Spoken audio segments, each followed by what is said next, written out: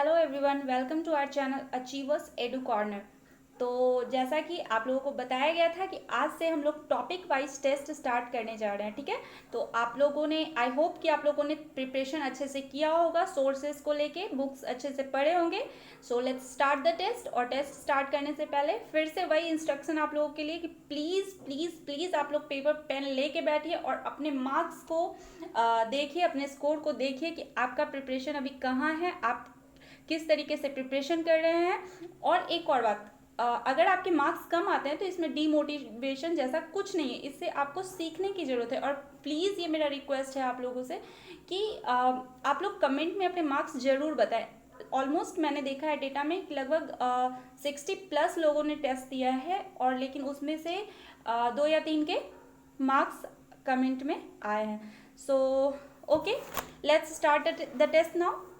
First question है, Alberuni की पुस्तक तहकीक हिंद का अंग्रेजी अनुवाद किसने किया था। यहाँ पे एक बात जो आप लोगों को जानना चाहिए वो ये कि अलबरूनी की जो पुस्तक है तहकीक हिंद, उसका एक और भी नेम है किताब ए हिंद।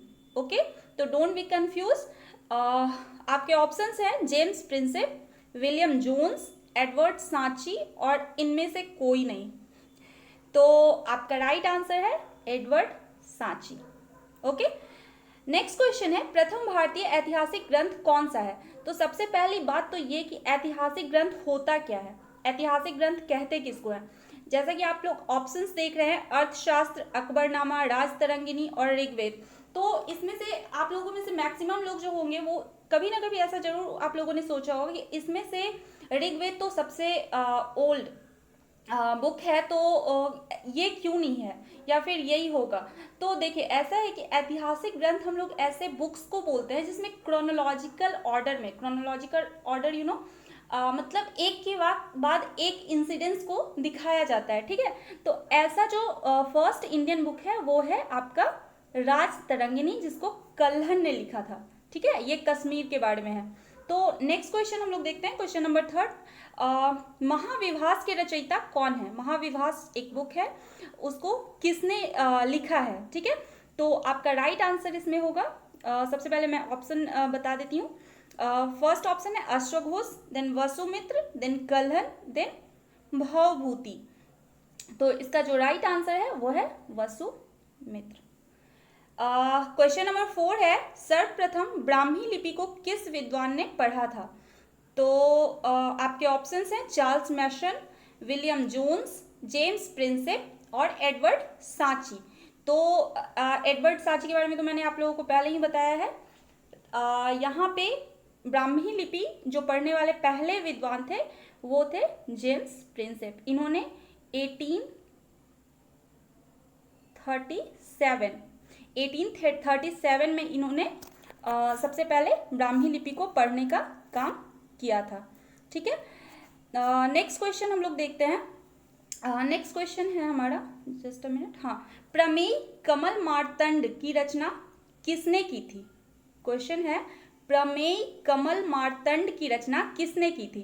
तो सबसे पहले मैं आप लोगों को ये बता देना चाहती हूँ कि प्रमेय कमल मार्तंड जो है वो जैन धर्म से रिलेटेड एक बुक है, ठीक है। तो इसके ऑप्शंस हैं भद्रबाहु, प्रभाचंद्र, अश्वघोष एवं दंडी। तो इसका राइट आंसर है प्रभाचंद्र, ऑप्शन बी, ठीक है। क्वेश्चन नंबर 6, निम्नलिखित में से कौन सी अजंता चित्रकारी गुप्तकालीन नहीं है। तो सबसे पहले आप लोगों को ये पता होना चाहिए कि अजंता की जो गुफा है उसमें टोटल 29 केव पेंटिंग्स हैं। केव पेंटिंग्स मतलब गुफा चित्रकारी, जिसमें से मात्र 3 ऐसे गुफा है चित्रकारी है जो कि गुप्तकालीन है, ठीक है। तो इसमें कौन नहीं है, आपके ऑप्शन है 16, 17, 18 और 19। तो आपका राइट आंसर है, जैसा कि क्वेश्चन में पूछा गया है कौन नहीं है, तो 16, 17 और 19 जो है वो गुप्तकालीन है, यानी कि आपका राइट आंसर हो जाएगा 18। ओके, क्वेश्चन नंबर 7, कल्प सूत्र के रचयिता कौन है। तो ये बहुत ही सिंपल क्वेश्चन है और आप लोगों को पता भी होना चाहिए। ऑप्शन है सोमेश्वर, कामंदक, भद्रबाहु और स्थूलभद्र।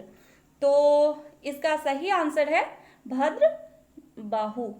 एक और बात आप लोगों को जान लेना चाहिए यहाँ पे कि कल्पसूत्र जो है वो एक जैन ग्रंथ है, ठीक है, लेकिन इसका जो लैंग्वेज है ये वो संस्कृत है। भद्रबाहु ने इस बुक को संस्कृत में लिखने का काम किया था, ठीक है। अब नेक्स्ट क्वेश्चन है कथावत्थु या फिर जिसको कि कथा वस्तु भी बोला जाता है, वो किस संप्रदाय से जुड़ा हुआ है, ठीक है। आपके ऑप्शंस हैं हीनयान, महायान, वज्रयान एवं लास्ट जो ऑप्शन है आपका वो है हिंदू धर्म। तो इसका राइट आंसर होगा हीनयान। ओके, नेक्स्ट क्वेश्चन, सबसे प्राचीन पुराण कौन है? तो इसमें आपके ऑप्शंस हैं वायु पुराण, मत्स्य पुराण और विष्णु पुराण, और लास्ट ऑप्शन है इनमें से कोई नहीं। तो जैसा कि आप लोगों को पता होना चाहिए, मेनली जो पुराण का रचना है, पुराण की रचना जो हुई थी वो गुप्त काल में मूल रूप से हुई थी, ठीक है। तो इसमें से जो सबसे प्राचीन पुराण है वो है मत्स्य पुराण, ठीक है। नेक्स्ट है प्राचीन तिथियों के निर्धारण की विधि को क्या कहते हैं?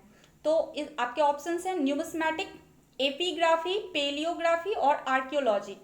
तो एक एक करके मैं आपको पहले ये बताती हूँ कि किस चीज को क्या बोला जाता है। न्यूमिस्मैटिक जो होता है वो कॉइन्स के स्टडी को बोलते हैं, ठीक है, कॉइन्स के स्टडी को न्यूमिस्मैटिक बोलते हैं। एपिग्राफी जो होता है ये मेनली जो इंस्क्रिप्शंस होते हैं यानी कि अभिलेख जो होते हैं उसके स्टडी को बोलते हैं। और पेलियोग्राफी जो होता है ये होता है प्राचीन तिथियों का निर्धारण, ठीक है, यानी कि प्राचीन तिथियों के निर्धारण की जो विधि है उसको पेलियोग्राफी बोलते हैं, ठीक है। उसके बाद लास्ट जो आर्कियोलॉजी है, तो आर्कियोलॉजी के बारे में मेनली आप लोगों को भी पता होगा ये चीज़ कि जो पुराने इतिहास से जुड़े जो सामान होते हैं या फिर बिल्डिंग्स होते हैं, मॉन्यूमेंट्स होते हैं, उनके बारे में जो हम लोग स्टडी करते हैं वो आर्कियोलॉजी में आता है, ठीक है। क्वेश्चन नंबर 11 है कादम्बरी के लेखक कौन है, ठीक है, और आपके ऑप्शंस हैं बाणभट्ट, सोमेश्वर, क्षेमेंद्र और सोमदेव। तो इस क्वेश्चन का आंसर आई थिंक कि आप लोगों को पता होगा क्योंकि ये बहुत ही फेमस राइटर हैं और ये हर्षवर्धन के काल से जुड़े हुए हैं। तो इसका राइट आंसर है बाणभट्ट। ओके, नेक्स्ट क्वेश्चन है कीर्ति कौमुदी के लेखक कौन है? ये भी बहुत ही सिंपल क्वेश्चन है और आप लोगों को पता होना चाहिए, कई बार एग्जाम्स में पूछे जा चुके हैं। तो आपके ऑप्शंस हैं सोमेश्वर, सोमदेव, वसुमित्र और संध्याकर नंदी। तो आपका राइट आंसर है सोमेश्वर। ओके, नेक्स्ट क्वेश्चन, गुप्तकालीन स्वर्ण सिक्के को क्या कहा जाता था? गुप्तकालीन स्वर्ण सिक्के को क्या कहा जाता था? आपके ऑप्शंस हैं रूपक, दिनार, अड़हम और निस्क। तो इसमें आई डोंट थिंक कि आपको किसी भी डिस्क्रिप्शन का या किसी एक्सप्लेनेशन का ज़रूरत है। सो डायरेक्टली हम लोग आंसर पे आते हैं। गुप्तकालीन स्वर्ण सिक्के को दिनार कहा जाता था और उसी टाइम जो चांदी के सिक्के होते थे उसको हम लोग रूपक के नाम से जानते थे, ठीक है। नेक्स्ट क्वेश्चन है तुमुन अभिलेख में किस गुप्तकालीन शासक का वर्णन किया गया है? तो आपके ऑप्शंस हैं चंद्रगुप्त द्वितीय, कुमारगुप्त फर्स्ट यानी प्रथम, विष्णुगुप्त और समुद्रगुप्त। तो इसका राइट आंसर जो है वो है कुमारगुप्त प्रथम या कुमारगुप्त फर्स्ट, ठीक है। नेक्स्ट क्वेश्चन, भानुगुप्त के एरन सागर अभिलेख की तिथि क्या है? तो आपके ऑप्शन है 506, 510, 520 एंड 735। एक चीज जो मैं आप लोगों को इस अभिलेख के बारे में बता देना चाहती हूँ कि इसमें गोपराज नाम का एक मंत्री था जिसका कि बैटल ग्राउंड में, युद्ध भूमि में मृत्यु हो जाता है, डेथ हो जाता है, और उसकी जो वाइफ होती है वो सती को ग्रहण करती है। सती हस्बैंड के डेड बॉडी के साथ अलाइव, मतलब वो जिंदा जलना टाइप वो सिस्टम। तो इसका जो फर्स्ट जो एविडेंस मिलता है वो भानुगुप्त का एरन सागर अभिलेख से मिलता है और इसका जो डेट है, इसका जो तिथि है वो है 510 ईस्वी, ठीक है। नेक्स्ट क्वेश्चन है गायत्री मंत्र ऋग्वेद के किस मंडल में वर्णित है? आपके ऑप्शन है 3, 4, 5 एंड 6। तो इसका राइट आंसर है ऑप्शन ए यानी कि 3, तीसरे मंडल में गायत्री मंत्र का वर्णन है, ठीक है। नेक्स्ट क्वेश्चन पे अब हम लोग आते हैं। नेक्स्ट क्वेश्चन है आपका निम्नलिखित में से कौन गुप्तकालीन स्रोत नहीं है?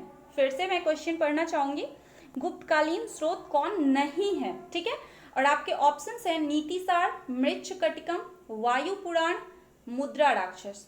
ठीक है, तो इसमें डायरेक्टली मैं आपको आंसर बताना चाहूंगी कि मुद्रा राक्षस जो है वो मौर्यकालीन जानकारी हमें प्रदान करता है। ठीक है, मौर्य काल के बारे में है कि किस तरीके से घनानंद को पराजित करके हरा के और मौर्य वंश की स्थापना की गई थी चंद्रगुप्त मौर्य के द्वारा। ठीक है, नेक्स्ट क्वेश्चन है कि वेनसांग भारत कब आया था।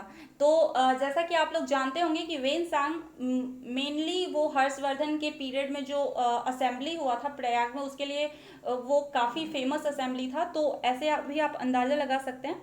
तो वो 600 पहली बार वो 629 ईस्वी में भारत आया था और रहा था कब तक, तो वो 645 ईस्वी तक भारत रहा था, उसके बाद फिर वो गया था। ठीक है, नेक्स्ट क्वेश्चन है निम्नलिखित में से कौन अथर्ववेद का उपनिषद नहीं है। फिर से अथर्ववेद का उपनिषद नहीं है। आपके ऑप्शंस हैं मुंडकोपनिषद, बृहदारण्यक उपनिषद, प्रश्नोपनिषद एंड मांडुक्योपनिषद। ठीक है, तो पहले मैं आप लोगों को बता देना चाहती हूँ कि अथर्ववेद के जो उपनिषद हैं उसमें मुंडकोपनिषद आता है, प्रश्नोपनिषद आता है एंड मांडुक्योपनिषद आता है। और इसमें जो एक्स्ट्रा है वो है बृहदारण्यक उपनिषद, यानी कि बृहदारण्यक उपनिषद वो है जो कि अथर्ववेद का उपनिषद नहीं है। ठीक है, नेक्स्ट है पंचमार्क सिक्कों का काल क्या है। तो सबसे पहली बात तो कि पंचमार्क सिक्के होते क्या हैं। पंचमार्क सिक्कों को हम लोग पंचमार्क या आहत सिक्के भी बोलते हैं। ठीक है, आहत सिक्के। तो इसका जो काल है, ऑप्शंस आपके पहले देख लेते हैं। ऑप्शन है ईस्वी पूर्व 5वीं सदी, ईस्वी पूर्व 4थी सदी, ईस्वी पूर्व 3री सदी और ईस्वी पूर्व 1ली सदी। तो आपका जो राइट आंसर होगा वो होगा ईस्वी पूर्व 5वीं सदी। ओके, तो ये था आपका आज का टेस्ट। आई होप आप लोगों ने टेस्ट को बहुत एंजॉय किया होगा। और प्लीज़ प्लीज़ प्लीज़ आप लोग कमेंट में ज़रूर अपने मार्क्स बताएं ताकि हम लोगों को पता चले कि आप लोग किस तरीके से प्रिपरेशन कर रहे हो और उसके अकॉर्डिंग हम लोग आगे का कुछ प्लान करें। ठीक है, और कल के लिए मैं अभी आप लोगों को बता देती हूँ कि स्टोन एज, हिस्ट्री में स्टोन एज या जिसको कि हम लोग पाषाण काल भी बोलते हैं, उससे रिलेटेड आपका टेस्ट होगा। प्लीज़ बी रेडी, आप अच्छे से तैयारी करो और उस चैप्टर से रिलेटेड जहाँ से भी आपको मिले, लाइक बुक से, आपके नोट्स होंगे, कहीं से आप अच्छे से पढ़ो और कल के टेस्ट के लिए आप रेडी हो जाओ। और प्लीज़ कीप वॉचिंग एंड